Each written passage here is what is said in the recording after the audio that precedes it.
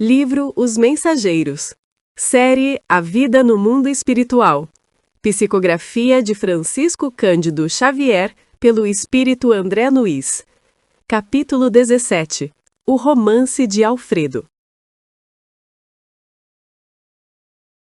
Depois de alguns minutos utilizados por nós no serviço da higiene reconfortadora, Alfredo convidou-nos à mesa, onde Ismália, com extrema fidalguia, mandou servir frutos diversos. Os senhores do castelo não podiam ser mais gentis. Servidores iam e vinham com grande júbilo a lhes transparecer do rosto. A palestra de Alfredo e as observações de Ismália estavam cheias de notas interessantes e educativas. "E qual a sua impressão dos serviços em geral?" perguntou Aniceto, atencioso, dirigindo-se ao dono da casa. "Excelente quanto às oportunidades de realização que nos oferecem", respondeu Alfredo em tom significativo. "Entretanto, não tenho o mesmo parecer quanto à situação em curso. As zonas a que servimos estão repletas de novidades dolorosas. O presente período humano é de conflitos devastadores, e as vibrações contraditórias que nos atingem são de molde a enfraquecer qualquer ânimo menos decidido. Desencarnados e encarnados empenham-se em batalhas destruidoras. É uma lástima." "Multiplica-se o número de necessitados que recorrem ao posto?" continuou indagando nosso orientador. "Enormemente. Nossa produção de alimentos e remédios tem sido integralmente absorvida pelos famintos e doentes. Tenho 500 cooperadores, mas nos sentimos presentemente incapazes de atender a todas as obrigações. As massas de sofredores são incontáveis. Noutro tempo, nossa paisagem se mantinha sem sombras durante muitas semanas, mas agora..." Comentários. Aqui temos uma cena de acolhimento e paz. Após um momento de higiene reconfortável, os visitantes são convidados a uma mesa farta de frutos, servida com extrema fidalguia por Ismália. A atmosfera do local é descrita como nobre e gentil, reforçada pela alegria visível no rosto dos servidores que transitam pelo ambiente. Este cenário inicial estabelece um forte contraste com as informações que serão reveladas a seguir. O posto de Alfredo é um oásis de ordem, luz e serviço organizado, um reduto de paz em meio a um contexto muito mais sombrio. O diálogo e o diagnóstico da crise. A conversa central começa com uma pergunta de Aniceto, que, como orientador, busca extrair de Alfredo uma análise da situação do trabalho que realizam. A resposta de Alfredo é o ponto crucial do trecho e revela uma profunda dualidade: oportunidade versus realidade. Alfredo começa afirmando que as oportunidades de trabalho e realização são excelentes. Isso demonstra a visão espiritual de que, mesmo em meio às maiores dificuldades, a chance de servir é uma bênção. Entretanto, ele imediatamente contrapõe essa visão positiva com uma análise pessimista da situação em curso.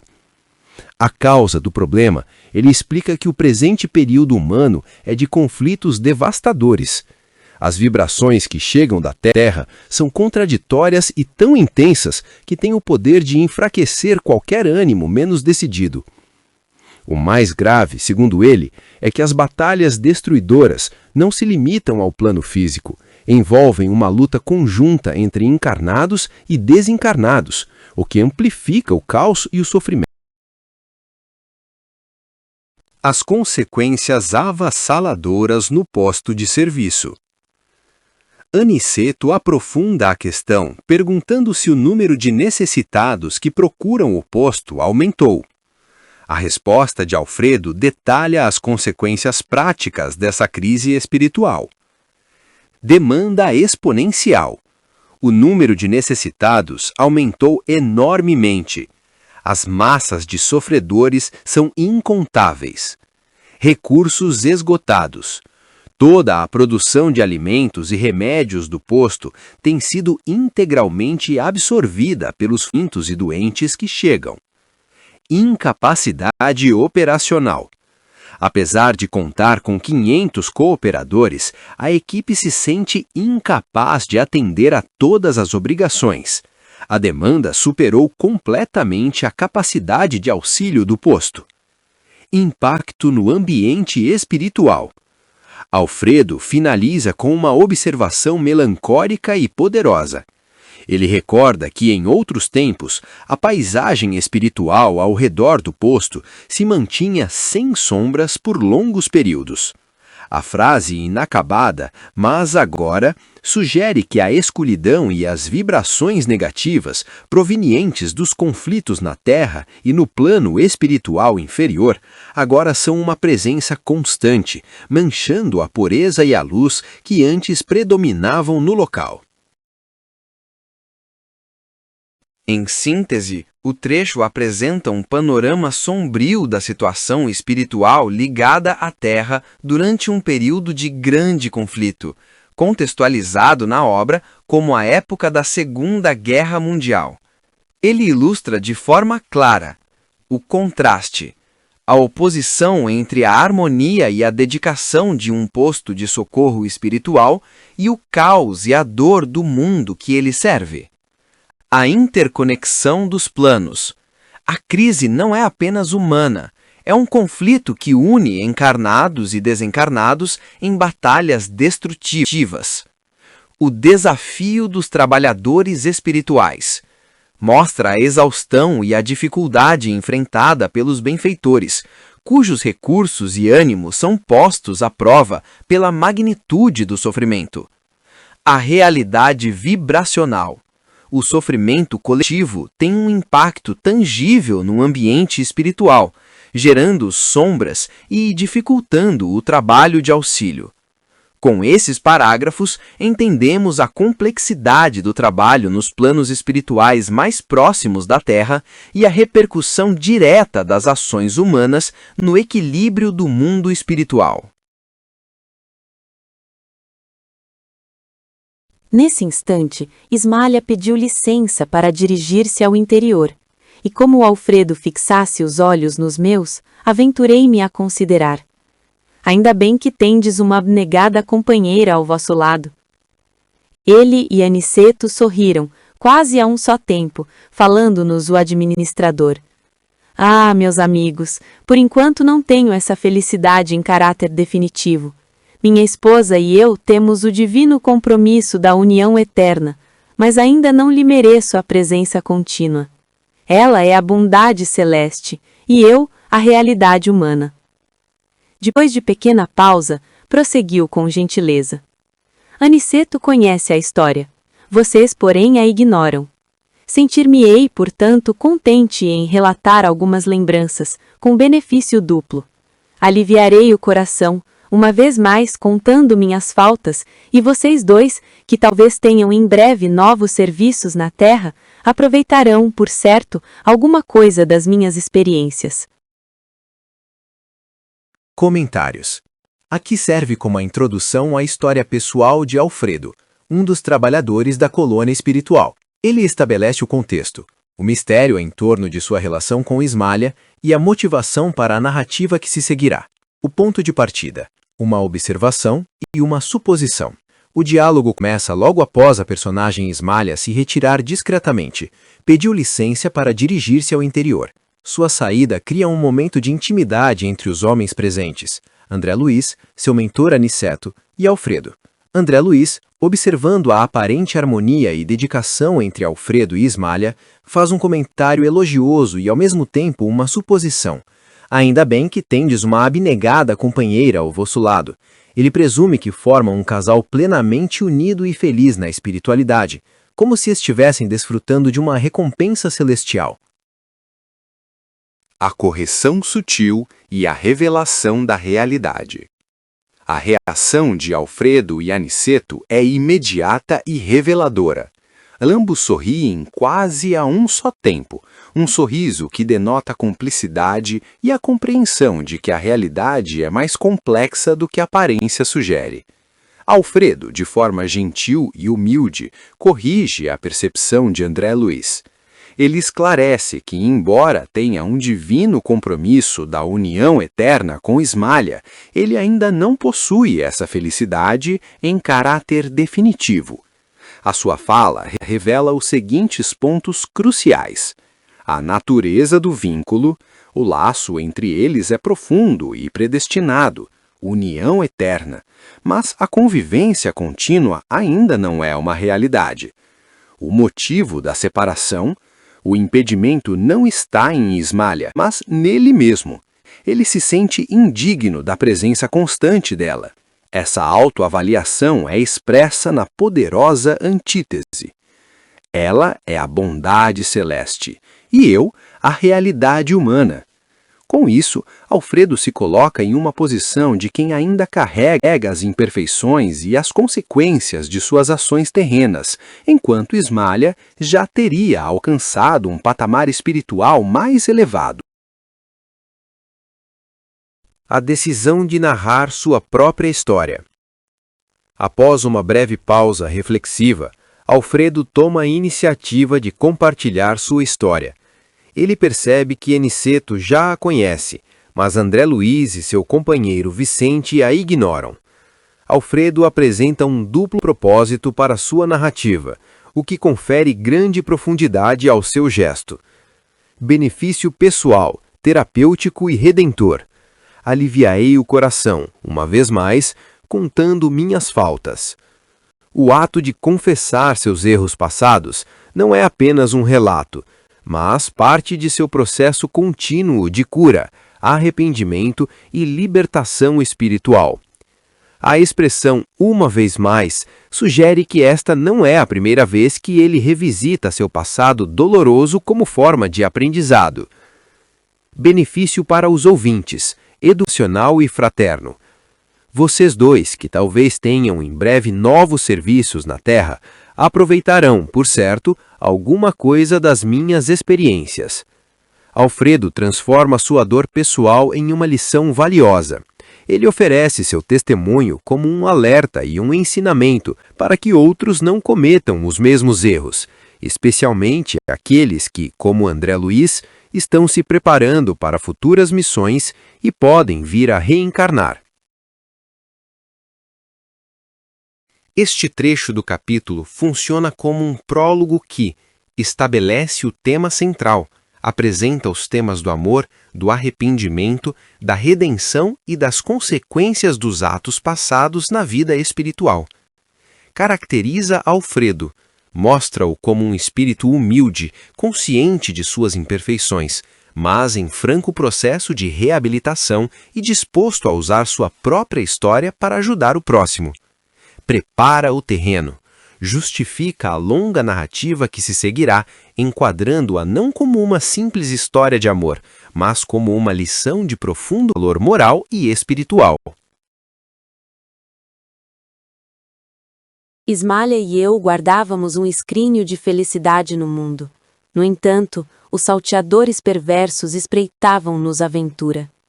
Minha responsabilidade era enorme no campo dos negócios materiais, e longe de compreender as obrigações sublimes de esposo e pai, não procurava atender aos deveres justos para com Olar e os 2 filhinhos que Deus me enviara ao círculo doméstico. Ismalha, porém, era a providência de nossa casa. Esqueci-me, contudo, de que a virtude, a qualquer tempo, será atormentada pelo vício, e minha nobre companheira foi vítima da maldade de um amigo desleal, com quem tinha eu inúmeros interesses em comum no campo monetário. Minha esposa sofreu, em silêncio, a perseguição dele por alguns anos consecutivos. E quando o meu desventurado sócio verificou a inutilidade da atitude criminosa, em franco desespero, buscou envenenar-me o espírito desprevenido. Começou por advertir-me quanto ao procedimento dela, atordoou-me, envolvendo-a em acusações descabidas. Subornou criados domésticos e colocou espiões que seguissem minha querida Ismalha nas tarefas de esposa e mãe. Esse homem exercia profunda influência sobre mim e, atendendo aos laços que nos uniam, minha companheira jamais se sentiu com bastante coragem para denunciá-lo. Enquanto dava ouvidos à calúnia, fora de meu círculo doméstico, tomara a mim intolerável dentro dele. Não sabia contemplar minha esposa com a despreocupação e a confiança absoluta de outra época. Via o mal nos seus mínimos gestos e queria descobrir segundas intenções nas suas frases mais inocentes. Cheguei a acusá-la veladamente. Ismalha chorou e calou-se. Por fim, nosso infeliz perseguidor subornou um homem de baixa condição que permaneceu certa noite ao lado de nossos aposentos particulares como vulgar ladrão, às ocultas, sendo eu convocado à prova máxima. Penetrei no quarto em extremo desespero e acusei em voz alta, ao ver a companheira profundamente tranquila. Ismalha levantou-se, receosa da minha saúde mental, mas não lhe atendi os rogos, procurando como louco o conspurcador da minha honra. Abri violentamente grande armário antigo, vasculhando o quarto. Comentários. Alfredo começa por descrever seu casamento com Ismalha como um escrínio de felicidade, um tesouro de alegria e harmonia. No entanto, ele imediatamente introduz um tom de presságio, mencionando que salteadores perversos espreitavam essa felicidade. Ele admite sua própria falha fundamental.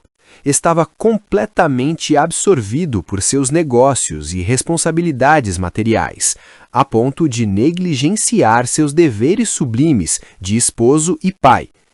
Enquanto ele falhava em casa, sua esposa, Ismalha, era a providência do lar, a guardiã virtuosa da família. A perseguição silenciosa a Ismalha. O principal antagonista da história é revelado, um amigo desleal, que também era seu sócio nos negócios. Movido por maldade, esse sócio começou a assediar Ismalha. Por anos, ela sofreu essa perseguição em silêncio, sem revelar nada a Alfredo. A nobreza de Ismalha a impedia de denunciar o homem, provavelmente para não destruir a relação de amizade e negócios do marido, ou para não causar um conflito maior. A mudança de estratégia do antagonista, a calúnia.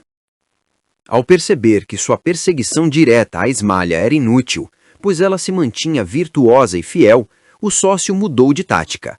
Em desespero, ele decidiu envenenar o espírito desprevenido de Alfredo. Ele iniciou uma campanha de calúnia sistemática e cruel. Semeou a dúvida. Começou a fazer alertas e insinuações sobre o comportamento de Ismalha. Fez acusações falsas, envolveu-a em acusações descabidas para atordoar Alfredo. Criou provas, subornou empregados domésticos e contratou espiões para seguir Ismalha, fabricando uma narrativa de infidelidade. A transformação de Alfredo e o sofrimento de Ismalha. Alfredo, que tinha um sócio em alta conta e era influenciado por ele, começou a dar ouvidos às calúnias. A confiança em sua esposa foi corroída e ele se tornou uma pessoa intolerável dentro de casa. Sua percepção da realidade foi distorcida pela paranoia. Ele via maldade nos gestos mais simples de Ismalha. Buscava segundas intenções em suas frases mais inocentes. Chegou a acusá-la veladamente, ao que apenas respondeu com choro e silêncio. O clímax da armadilha. O perseguidor preparou o golpe final. Ele subornou um homem para se esconder perto do quarto do casal durante a noite, criando a cena perfeita para simular uma traição. Alfredo foi então convocado à prova máxima, ou seja, foi manipulado para flagrar a suposta infidelidade. Consumido pelo desespero e convencido da traição, Alfredo invade o quarto. Ele encontra Ismalha profundamente tranquila, um detalhe que, em sua cegueira, ele não interpreta como sinal de inocência. Ele a acusa em voz alta. A reação de Ismalha não é de culpa, mas de preocupação com a saúde mental do marido. Ignorando seus apelos, Alfredo, agindo como louco, começa a vasculhar o quarto violentamente, abrindo um armário antigo em busca do suposto amante, o conspurcador da sua honra. O trecho termina nesse clímax de desespero e injustiça, com Alfredo completamente dominado pela mentira que lhe foi contada. Em suma, o trecho é um relato pungente de como a calúnia, plantada por um indivíduo mal intencionado, pode destruir uma relação. A tragédia é intensificada pela falha inicial de Alfredo em ser um marido presente e por sua subsequente incapacidade de confiar na virtude de sua esposa, tornando-se um instrumento da maldade que vitimou sua própria família. Nesse instante, o vulto de um homem esgueirou-se na sombra do aposento próximo, e antes que eu pudesse agarrá-lo no meu ódio infrene, saltou à janela, alcançando o pomar de nossa casa. Corri, desesperado, detonando balas a esmo, mas nada consegui. Regressei ao quarto e, para cúmulo da calúnia odiosa, o desconhecido deixara atrás de si um chapéu novo, rigorosamente moderno, para que se acentuassem meus sentimentos terríveis. Olhos com gestos, vomitando insultos, quis eliminar Ismália, banhada em lágrimas. No entanto, alguma coisa que nunca pude compreender na terra paralisou-me o braço quase homicida. Vociferando blasfêmias, surdo aos rogos dela, afastei-me do lar, tomado de horror. No dia imediato fiz valer meu direito exclusivo sobre os seus filhos e providenciei para que Ismália, convertida em estátua de dor, fosse restituída à fazenda paterna.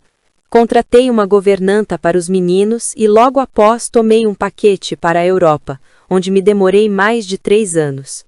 Nunca me propus a verificações sérias e, embora tivesse o espírito incessantemente atormentado, omitindo os sentimentos mais íntimos, jamais procurando notícias da companheira caluniada. Certo dia, recebi uma carta lacônica na costa francesa. Um parente dava-me informações da esposa. Após 2 anos angustiosos entre a saudade e o abandono, Ismália fora colhida pela tuberculose, falecendo em terrível martírio moral. Deliberei então a volta. Fixei-me novamente no Rio, eduquei os filhinhos e conservei a dolorosa viuvez no desencanto do coração. Os anos rolaram uns sobre os outros, quando fui chamado à cabeceira do ex-sócio agonizante. O infeliz, em face da morte, confessou o crime odioso, pedindo um perdão que infelizmente não pude conceder. Transformei-me desde então num louco irremediável. Cansado, envelhecido, procurei a propriedade rural dos sogros, tentando reparar de alguma sorte a injustiça. Mas a morte não me deu ensejo, e voltei para a esfera dos desencarnados em tristes condições espirituais. Comentários. Alfredo continua narrando a sua trágica história que o levou a uma condição de sofrimento no plano espiritual. A narrativa é marcada por ciúme, orgulho, julgamento precipitado e as consequências devastadoras de suas ações.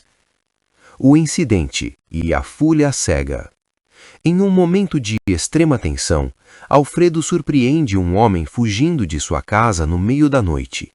Imediatamente ele assume que se trata de um caso de adultério de sua esposa Ismália. Cego pelo ódio e pela sensação de traição, ele persegue o homem, disparando sua arma a esmo, mas não consegue alcançá-lo.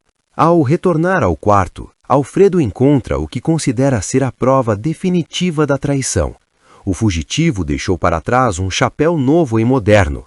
Para ele, isso não é apenas uma evidência, mas uma afronta calculada para humilhá-lo.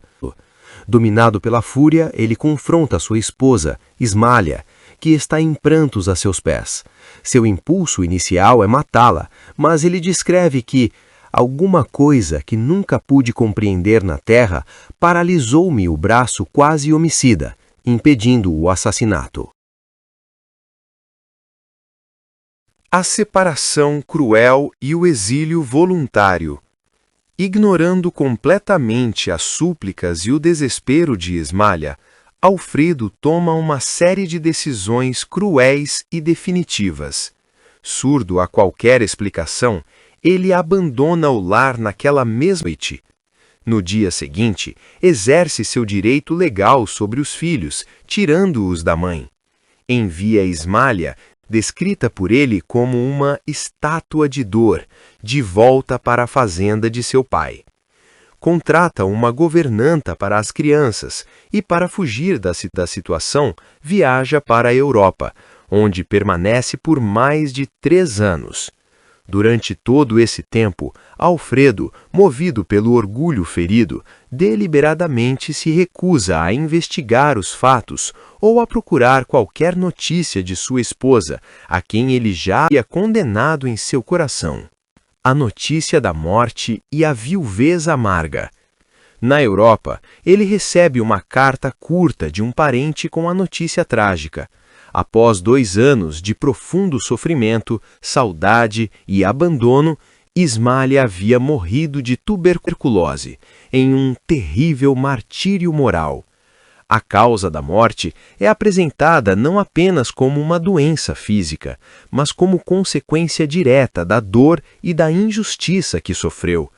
Alfredo, então, retorna ao Rio de Janeiro, cria seus filhos e vive como um viúvo amargurado, mantendo para si a imagem de um homem traído e sofredor.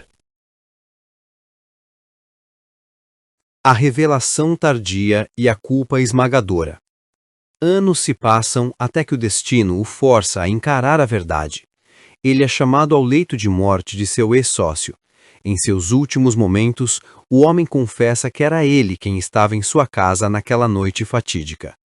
Ele revela o crime odioso e inocenta Ismália da acusação de adultério e implora pelo perdão de Alfredo. No entanto, o orgulho e a amargura de Alfredo são tão profundos que ele é incapaz de perdoar o homem agonizante. A loucura, o arrependimento e a morte. A confissão destrói Alfredo. A percepção de sua terrível injustiça e da inocência de Ismália o transforma em um louco irremediável. Consumido pela culpa, envelhecido e cansado, ele tenta um último ato de reparação. Procura a fazenda dos sogros para de alguma forma remediar o que causou. Contudo, a morte o surpreende antes que ele possa concluir seu gesto. A conclusão espiritual.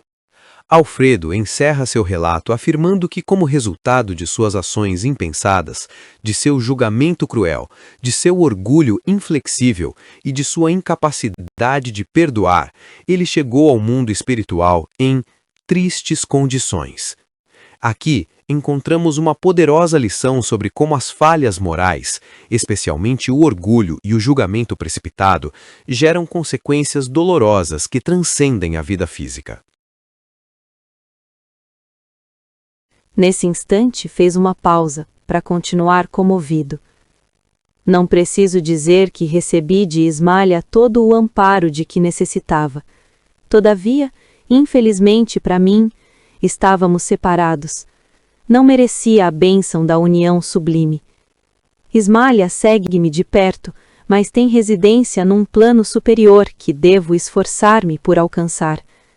Desde muito, dediquei-me aos serviços do nosso posto de socorro, consagrei-me aos ignorantes e sofredores, e minha santa Ismália vem até aqui, mensalmente, incentivar-me o bom ânimo e amparar-me nas lutas. Mas não poderia ela transferir-se definitivamente para aqui? Indagou Vicente, tão impressionado quanto eu com o romance comovedor. Alfredo sorriu e falou: sei que Ismália tem trabalhado para isso, que seu ideal de união eterna é idêntico ao meu, atendendo à circunstância de estar o superior sempre em posição de dar ao inferior. Mas não ignoro que fui advertida por nossos maiores sobre as minhas atuais necessidades de esforço e solidão. Preciso conhecer o preço da felicidade para não menosprezar de novo as bênçãos de Deus. Minha esposa deseja descer para encontrar-se definitivamente comigo. Entretanto, é necessário que eu aprenda a subir e, por este motivo, ainda não recebemos a devida permissão para o definitivo consórcio espiritual. Observando-nos a emoção, concluiu: Estou resgatando crimes de precipitação. Pela impulsividade delituosa, perdi minha paz, meu lar e minha devotada companheira. Conforme ouviram, não matei nem roubei a ninguém, mas envenenei-me a mim próprio. A calúnia é um monstro invisível que ataca o homem através dos ouvidos invigilantes e dos olhos desprevenidos. Comentários. Temos agora a conclusão do relato de Alfredo sobre sua trágica história de vida terrena e sua situação atual no plano espiritual. Ele explica a André Luiz e Vicente a razão pela qual, apesar do profundo amor que o une à sua esposa Ismália, eles não podem viver juntos no mesmo plano espiritual. O resumo pode ser dividido em 4 pontos principais. 1. A separação e o amparo espiritual. Alfredo começa, comovido, explicando que após sua morte, um suicídio, como se entende pelo contexto, ele recebeu todo o apoio necessário de sua amada esposa Ismália. No entanto, ele lamenta que a bênção da união sublime não lhe foi concedida. Eles estão separados por uma barreira vibracional. Ismália reside em um plano espiritual superior, enquanto Alfredo permanece em uma esfera mais baixa, no posto de socorro Nosso Lar. Apesar da distância, o vínculo de amor persiste. Ismália o acompanha de perto e, uma vez por mês, desce até o posto de socorro para visitá-lo, oferecendo-lhe incentivo, amparo e força para continuar seu trabalho de auxílio aos sofredores e ignorantes, que é parte de seu processo de resgate. 2. O dilema da união, subir versus descer. Vicente, tocado pela história, faz uma pergunta lógica e compassiva. Por que Ismália não se muda definitivamente para o posto de socorro para ficar com ele? Alfredo, com um sorriso resignado, explica a complexa lei espiritual que rege a situação. Ele sabe que o desejo de Ismália é o mesmo que o seu, a união eterna. Em teoria, ela poderia descer, pois o espírito superior sempre tem condições de auxiliar o inferior. Contudo, os mentores espirituais, nossos maiores, advertiram que isso não seria benéfico para o progresso de Alfredo. Ele precisa de esforço e solidão para seu aprendizado. A lição central é clara. A vontade de Ismália, ela deseja descer e ficar com ele. A necessidade de Alfredo, é imperativo que ele aprenda a subir por mérito próprio. Se Ismália descesse permanentemente, ela estaria privando-o da oportunidade de conquistar, pelo próprio esforço, a felicidade que ele um dia desprezou. A permissão para o consórcio espiritual definitivo só será concedida quando ele demonstrar ter aprendido a valorizar as bênçãos divinas e ascender ao nível dela. 3. A causa do sofrimento, o resgate do crime. Alfredo revela a natureza de seu erro. Ele está resgatando crimes de precipitação. Sua impulsividade delitosa o levou a perder tudo, seu lar e, tragicamente, a companhia de sua esposa. Ele faz uma distinção importante. Seu crime não foi contra terceiros. Não matei nem roubei a ninguém, mas contra si mesmo. Envenenei-me a mim próprio. Esta frase é uma metáfora para o suicídio, ato que ele cometeu ao se deixar consumir por um veneno moral. 4. A lição final, o poder destrutivo da calúnia. No clímax de sua explicação, Alfredo nomeia o veneno que o destruiu, a calúnia. Ele a descreve de forma poderosa como um monstro invisível. A calúnia não ataca de forma direta, mas de maneira sutil e devastadora, explorando as fraquezas humanas. Os ouvidos invigilantes, aqueles que dão crédito a fofocas e acusações sem critério, os olhos desprevenidos, aqueles que julgam pelas aparências ou se deixam enganar por intrigas. Alfredo foi vítima desse monstro, e sua reação impulsiva e desesperada, o suicídio, selou seu destino de sofrimento e separação, que ele agora se esforça para reverter através do trabalho e da resignação. Em suma, o trecho é uma profunda lição sobre a lei de causa e efeito. As ações precipitadas e deliciosas de uma vida, o suicídio motivado pela calúnia, geram consequências diretas na vida espiritual, a separação dolorosa. A necessidade do resgate pessoal. A felicidade e a união espiritual não são dadas gratuitamente, mas conquistadas através do esforço, do trabalho no bem e da superação das próprias falhas. O amor verdadeiro. O amor de Ismália se manifesta não apenas em seu apoio, mas também em respeitar a necessidade de Alfredo de evoluir por si mesmo, mesmo que isso signifique uma separação temporária. O perigo da calúnia. O trecho final finaliza com uma advertência atemporal sobre o poder destrutivo da maledicência e a importância da vigilância mental e moral para não se tornar vítima ou propagador desse veneno. Analisando o capítulo 17, o romance de Alfredo. O capítulo se inicia com André Luiz, Vicente e seu orientador Aniceto sendo recebidos no posto de socorro, um local de auxílio espiritual administrado por Alfredo. Após se refrescarem, eles são convidados para uma mesa onde Isma, a companheira de Alfredo, serve-lhes frutos com grande hospitalidade. O ambiente é de alegria e gentileza. Aniceto pergunta a Alfredo sobre a situação dos serviços no posto. Alfredo responde que, embora o trabalho ofereça excelentes oportunidades de crescimento, a situação geral é preocupante. O período na Terra é de conflitos devastadores, e as vibrações negativas que chegam ao plano espiritual são muito intensas. Ele relata que o número de espíritos sofredores, desencarnados e encarnados em desequilíbrio que buscam ajuda aumentou enormemente, a ponto de seus 500 colaboradores se sentirem incapazes de atender a toda a demanda. 1. O gatilho da história de Alfredo. Ismália se retira por um momento e André Luiz, encantado com sua presença, comenta com Alfredo como é uma bênção ter uma companheira tão abnegada ao seu lado. Este comentário serve de gatilho para a revelação central do capítulo. Alfredo, com um sorriso melancólico, explica que sua união com Ismália ainda não é definitiva. Ele afirma que, embora tenham um divino compromisso da união eterna, ele ainda não merece a presença contínua dela, pois ela representa a bondade celeste e ele a realidade humana.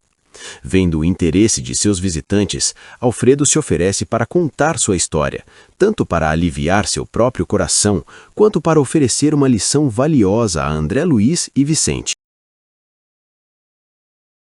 2. A trama da calúnia na vida terrena.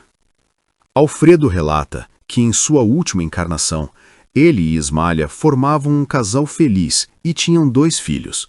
No entanto, ele era um homem muito focado nos negócios materiais e negligenciava seus deveres de esposo e pai. A tragédia começou com um amigo desleal, que também era seu sócio. Esse homem cobiçava Ismália e, ao ser rejeitado por ela, decidiu se vingar, destruindo o casamento deles. Ele iniciou um plano perverso para envenenar a mente de Alfredo. Sementes da dúvida. O sócio começou a fazer insinuações maldosas sobre o comportamento de Ismália, plantando desconfiança no espírito de Alfredo. Falsas provas. Ele subornou criados e contratou espiões para vigiar Ismália, criando um cenário de infidelidade que não existia. A armadilha final. O clímax da trama foi uma noite em que o sócio subornou um homem para se esconder perto do quarto do casal. Alfredo foi convocado para a prova máxima. Em desespero, ele invadiu o quarto, acusando sua esposa, que dormia tranquilamente. Ao vasculhar o aposento, um homem fugiu pela janela. Para completar a farsa, o fugitivo deixou para trás um chapéu moderno, como prova irrefutável da traição. 3. As consequências da precipitação e da injustiça. cego pelo ódio e pela calúnia, Alfredo, em um ato de precipitação delituosa, agiu de forma cruel e impulsiva. Rompimento e abandono. Ele insultou Ismália e, embora um impulso inexplicável tenha impedido que ele a agredisse fisicamente, ele a abandonou. Separação familiar. No dia seguinte, ele usou seu poder para tomar a guarda exclusiva dos filhos e o Ismália, transformada em uma estátua de dor, de volta para a fazenda de seu pai. Fuga e ignorância. Alfredo contratou uma governanta e viajou para a Europa, onde permaneceu por mais de 3 anos, sem nunca investigar a verdade ou procurar notícias da esposa caluniada. O despertar doloroso e o arrependimento tardio. A verdade só veio à tona anos depois. A morte de Ismália. Alfredo recebeu uma carta informando que após 2 anos de saudade e abandono, Ismália havia falecido de tuberculose, em profundo sofrimento moral. A confissão do criminoso. Anos depois, em seu leito de morte, o ex-sócio confessou todo o seu crime odioso. O arrependimento de Alfredo foi avassalador, transformando-o em um louco irremediável. Morte e desencarne. Consumido pela culpa, Alfredo morreu em péssimas condições espirituais. 5. A situação no plano espiritual e a lei do mérito. No plano espiritual, Ismália, com seu amor incondicional, amparou Alfredo em sua chegada. Contudo, devido à diferença vibratória entre eles, não puderam ficar juntos. Ismália reside em um plano superior, enquanto Alfredo precisa trabalhar em esferas inferiores para se reerguer. Ele se dedicou ao serviço no posto de socorro como forma de resgatar suas faltas. Ismália o visita mensalmente para encorajá-lo. Vicente pergunta por que ela simplesmente não se transfere para o posto e fica com ele. Alfredo explica a lei espiritual por trás de sua separação, a necessidade de subir. Embora um espírito superior possa descer para ajudar um inferior, é fundamental que o espírito em débito aprenda a subir por mérito próprio. A lição da solidão e do esforço. Alfredo precisa vivenciar o esforço e a solidão para valorizar a felicidade e as bênçãos divinas que antes menosprezou. Ele precisa conhecer o preço da felicidade. Permissão superior. Por essa razão, eles ainda não receberam a permissão para o definitivo consórcio espiritual. Conclusão e moral da história. Alfredo conclui seu relato afirmando que está resgatando o crime de precipitação. Ele enfatiza que, embora não tenha matado ou roubado, envenenou a si mesmo com a calúnia. Deixa uma poderosa última lição. A calúnia é um monstro invisível que ataca o homem através dos ouvidos invigilantes e dos olhos desprevenidos. O capítulo é uma profunda reflexão sobre as consequências da impulsividade, da desconfiança e da calúnia, e ensina sobre a justiça divina, que exige o resgate das faltas através do trabalho e do esforço pessoal para a própria evolução espiritual. Se gostou, inscreva-se no nosso canal, dê um like e compartilhe esse vídeo para ajudar nosso canal a crescer e divulgar a doutrina dos espíritos.